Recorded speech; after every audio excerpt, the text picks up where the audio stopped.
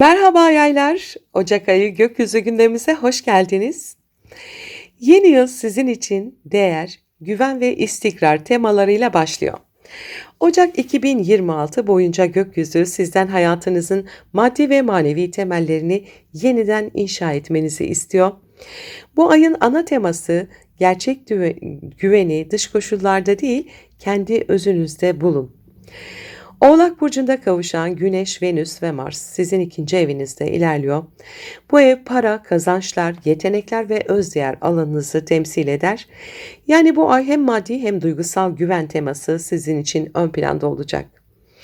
Mars bu alanda güçlü bir motivasyon getirirken Venüs maddi fırsatları ve kazanç potansiyelini arttırıyor. Bu kavuşum finansal anlamda daha istikrarlı adımlar atmanız gerektiğini vurguluyor. Artık neye yatırım yaptığınız, enerjinizi neye harcadığınız ve hangi kaynakları sağlamlaştırmak istediğiniz önemli hale geliyor. Belki yeni bir gelir kaynağı üzerinde çalışıyorsunuz ya da uzun vadeli bir finansal yapı kurmak istiyorsunuz. Oğlak enerjisi sabırla inşa et diyor. Hızlı kazanç değil, kalıcı başarı istiyor. Bu ay aynı zamanda kendi değerlerinizi de sorgulayabilirsiniz. Ben neye değer veriyorum? Benim emeğimin karşılığı nedir? Gibi sorular sıkça gündeme gelebilir. Hayat size öz saygı ve maddi güven arasındaki bağlantıyı fark ettiriyor. Ne kadar kendinize değer verirseniz o kadar bereket alanınızı genişletiyorsunuz. Merkür Yay burcunda ilerliyor ve Neptün ve Satürn'e kare açıda. Bu zihin ile duygular arasında bir gerilim yaratabilir. Bir yandan vizyoner düşünmek, geniş ufuklara açılmak istiyorsunuz ama diğer yandan aile, kökler ya da duygusal sorumluluklar sizi aşağı çekiyor olabilir. Bu enerjiye dikkat edilmesi gereken nokta dağılmamak. Neptün hayallerinizi büyütürken Satürn gerçekliği hatırlatıyor. Bu nedenle Ocak ayında planlarınızı fazla idealize etmeden somut adımlar atmaya odaklanın. Jüpiter ise Yengeç burcunda retro harekette sizin 8. evinizde ilerliyor. Bu hem finansal hem de ruhsal derinleşme sürecine işaret ediyor. Paylaşılan kaynaklar, borçlar, miras, ortak gelirler ya da duygusal bağlar konularında geçmişe dönük farkındalıklar yaşayabilirsiniz. Bu dönem dışarıdan gelen desteklerden çok kendi iç gücünüze güvenmeniz gereken bir süreç. Ayrıca gizli korkularınız, kontrol arzunuz ya da bağımlı olduğunuz duygusal kalıplar görünür hale gelebilir. Bu yüzleşmeler sizi zayıflatmak için değil, özgürleştirmek için geliyor. Jüpiter burada size ruhsal cesaret aşılıyor. Uranüs Boğa burcunda geri harekette ve sizin 6. evinizde, yani günlük rutin, iş düzeni ve sağlık alanında ilerliyor. Bu çalışma ortamınızda beklenmedik değişimlere, görev değişikliklerine veya yeni iş koşullarına işaret edebilir. Artık eski düzenin işlemediğini fark edeceksiniz. Uranüs sizi monotonluktan kurtarıp daha özgün bir iş tarzına yönlendiriyor. Ancak Oğlak burcundaki Mars'la kurduğu gergin açı ani kararlar almamanız gerektiğini de söylüyor. Sabırsızlık özellikle iş ilişkilerinde gerginlik yaratabilir. Bu yüzden bu ay değişim isteğinizi stratejik planlamayla birleştirin.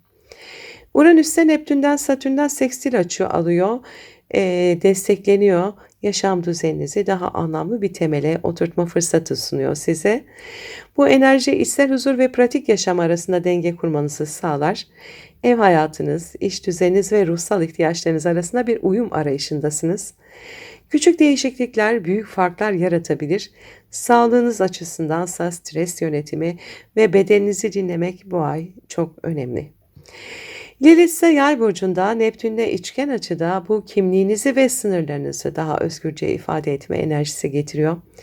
Artık kendiniz olmanın bedelinden korkmuyorsunuz. Bu ay geçmişte bastırdığınız fikirleri ya da özgün yönlerinizi açıkça ifade etme ihtiyacı duyabilirsiniz. Bu sizi hem zihinsel hem de ruhsal olarak özgürleştiren bir dönem. Ocak ayının giriş enerjileri değerlerinizi yeniden tanımlama fırsatı veriyor size. Sadece para değil, zaman, enerji ve inançlarınız da değer skalasında yer alıyor. Artık neye yatırım yapacağınızı, kiminle yol alacağınızı daha bilinçli seçeceksiniz. Ay sonunda geriye baktığınızda fark edeceksiniz ki Artık hem ayaklarınız yere basıyor hem de kalbiniz daha huzurlu. Çünkü artık güveni dış koşullarda değil, kendi merkezinizde buluyorsunuz. Kendine değer verdiğinde hayat sana da değer verir. Bu cümleyi unutmayın bu ay. Ocak ayı giriş enerjileri bu şekildeydi. Şimdi astrolojik gündeme geçiyorum. Sevgili yaylar, 2026 yılı sizin için değerler yılı olarak başlıyor. Gökyüzü size açık bir mesaj veriyor. Gerçek zenginlik sadece kazandıklarında değil, kıymet verdiklerinde saklı. Ocak ayının ilk yarısında Oğlak Burcu'nda Güneş, Venüs ve Mars kavuşumları sizin ikinci evinizde, yani para, maddi kaynaklar, özdeğer ve güven alanında gerçekleşiyor. Bu finansal anlamda önemli gelişmelerin kapıda olduğunu gösteriyor ama her şeyden önce bu dönem özdeğerinizi nasıl tanımladığınızı sorgulatıyor. Kendinizi yalnızca dış başarıyla ölçüyorsanız şimdi içsel güven duygunuzu sağlamlaştıracaksınız. Bu ay hem para kazanma motivasyonunuz artıyor hem de finansal disiplin kazanıyorsunuz. Oğlak enerjisi size emek ver, plan yap, uzun vadeli düşün der.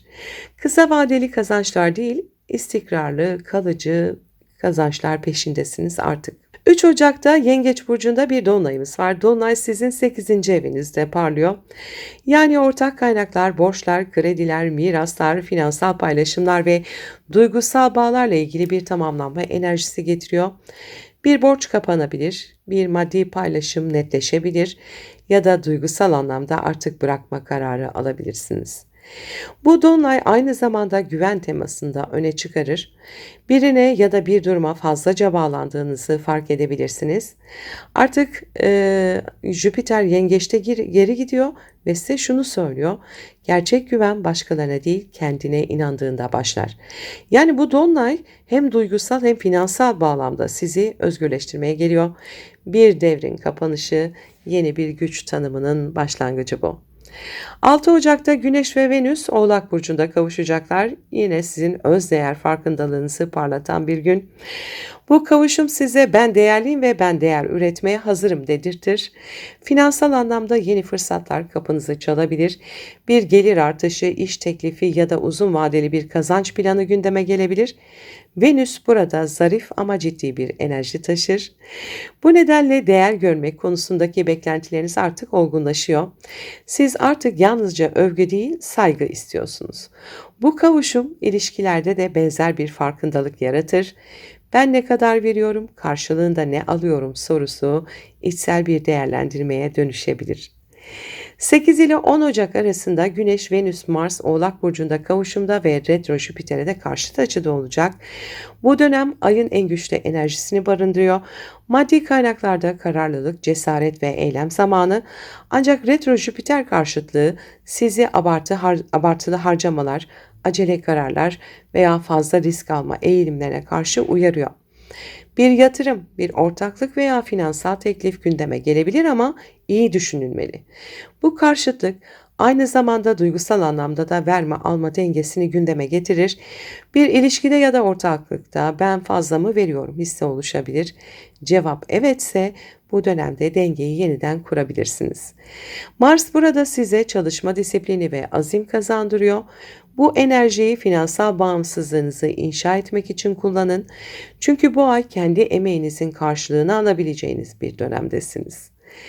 14 Ocak'ta Merkür retro Jüpiter'le karşıtlık yapacak. Bugünlerde parasal ya da duygusal bir konuşma büyüyebilir. Bir söz, bir anlaşma ya da bir teklif yanlış anlaşılabilir.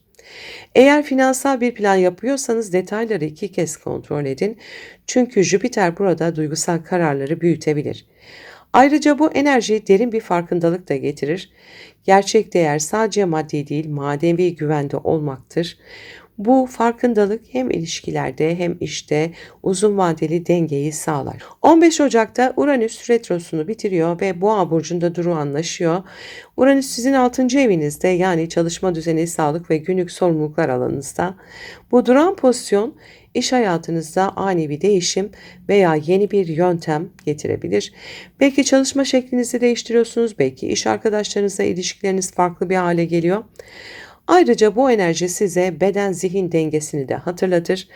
Rutinlerinizi yenilemek, sağlığınıza farklı bir yaklaşım getirmek için mükemmel bir zaman. Artık sistem değişiyor. Daha özgün, daha verimli ve daha bilinçli bir düzen kuruyorsunuz. Sevgili yaylar, Ocak ayının ilk yarısı sizin için özdeğer ve güven zamanı. Gökyüzü kendine inan, emeğine sahip çık, kazancını bilinçle yönet diyor. Oğlak burcundaki enerji size finansal olgunluk getiriyor. Artık çabalarınızın karşılığını almak için somut adımlar atma zamanı. Jüpiter yengeçte size duygusal güvenliği hatırlatıyor. Paradan önce kendine güven inşa et diyor.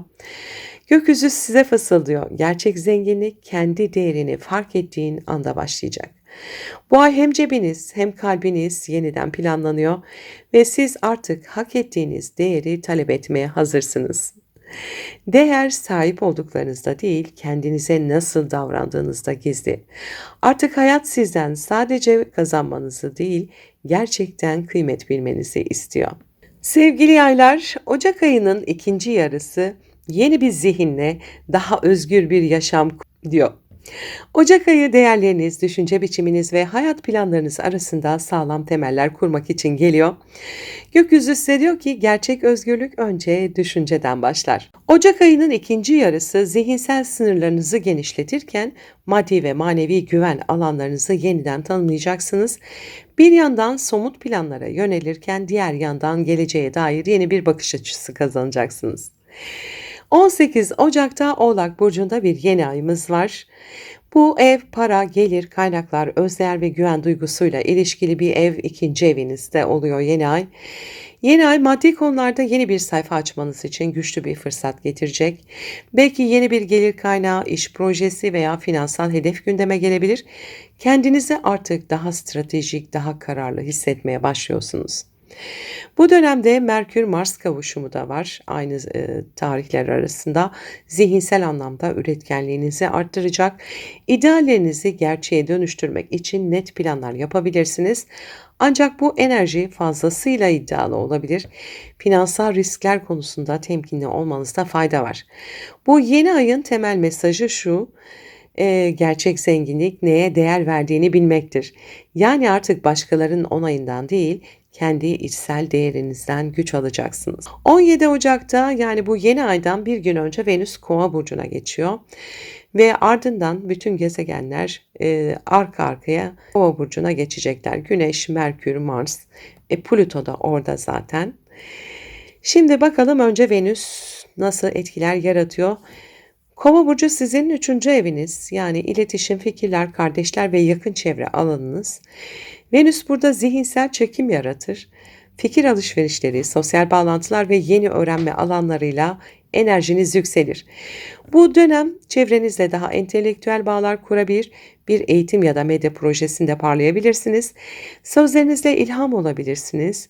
Kimi yaylar için bu transit yeni bir çevreye katılmak, sosyal medya içeriklerini büyütmek ya da dijital platformlarda daha aktif olmak anlamına da gelebilir. Aşk konularında ise zihinsel uyum çok önemli hale gelir. Birinin sizi anlaması, size aynı bakış açısından yaklaşması artık fiziksel çekim kadar değerli hale geliyor. 20 ile 23 Ocak arasında gökyüzü hızla Kova burcuna geçiyor. Güneş, Merkür, Mars Kova burcuna geçecek. Plüto da orada ve Kova burcunda büyük bir stelyum oluşuyor. Bu fikirlerin, iletişimin ve zihinsel yönünüzün büyük bir dönüşümden geçeceği anlamına geliyor. Artık düşünce biçiminiz değişecek. Daha özgün, daha radikal, daha yenilikçi bir zihne geçiyorsunuz. Belki yeni bir eğitim, bir yazı, konuşma, sosyal medya projesi ya da yayıncılıkla ilgili adımlar atabilirsiniz. Kovanın enerjisi size özgür düşünce ilhamı getiriyor.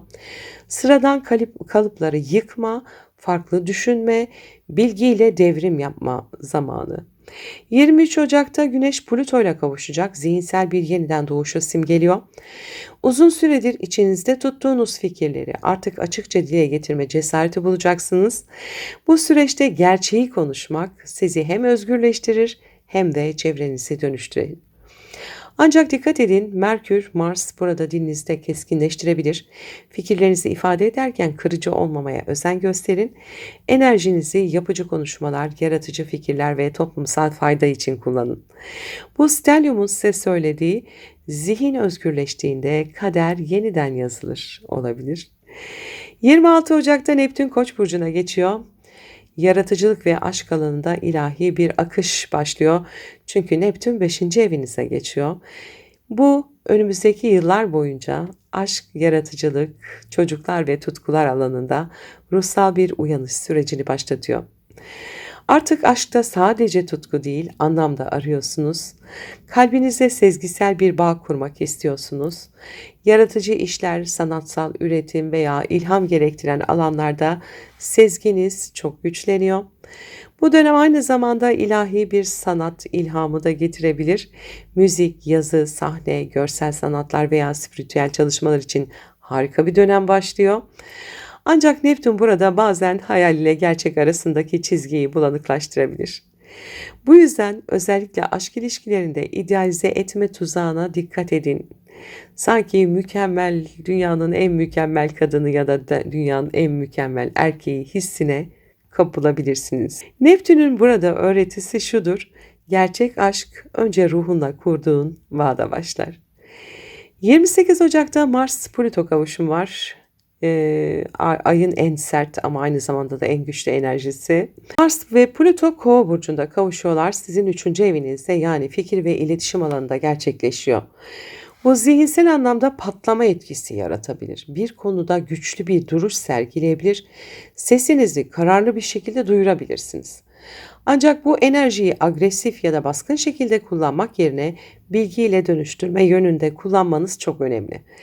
Bu dönem aynı zamanda bir fikir, proje ya da kampanyada büyük bir atılım enerjisi de taşıyor. Kelimeleriniz güçlü, etki alanınız geniş olacak. Bir konuşmanız, yazınız veya açıklamanız insanların düşüncelerini değiştirebilir. 29 Ocak'ta Merkürle Mars kavuşacak.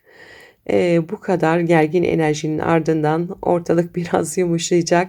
Bu yoğun enerjinin ardından huzura ulaştırabilir sizi Venüs. Kırgınlıklar konuşulabilir. İletişimde sevgi dili hakim olur. Bu transit özellikle kardeşlerle, yakın çevreyle ya da partnerinizle ilişkileri yumuşatabilir. Sözleriniz artık sadece zeki değil, şefkatli de. Kalpleri akılla birleştirdiğinizde gerçek etki alanınız ortaya çıkacak. Bilgelik, kalpten konuşabilen bir zihindir. Sevgili yaylar, Ocak 2026 sizin için zihinsel bir devrim ayı. Oğlak yeni ayı değer sisteminizi yeniden kurarken Kova stelyumu fikirlerinizi ve iletişiminizi güçlendiriyor. Neptün'ün Koç burcuna geçişiyle önümüzdeki yıllarda yaratıcılığınızın ilahi bir kaynaktan beslendiğini fark edeceksiniz. Bu ay kelimelerinizle dünyayı şekillendirebilir, düşüncelerinizle kendi geleceğinizi yeniden inşa edebilirsiniz. Düşüncelerinizle özgürleşin, kelimelerinizle de dünyayı değiştirin. Sevgili yaylar, Ocak 2026'da zihinsel zincirleriniz çözülüyor. Fikirlerinizle kendi geleceğinizi yaratıyorsunuz. Unutmayın, bilgi bilgelikle birleştiğinde gerçek özgürlük doğar. Mutlu, umutlu, huzurlu bir Ocak ayı geçirmenizi diliyorum. Sevgiyle kalın.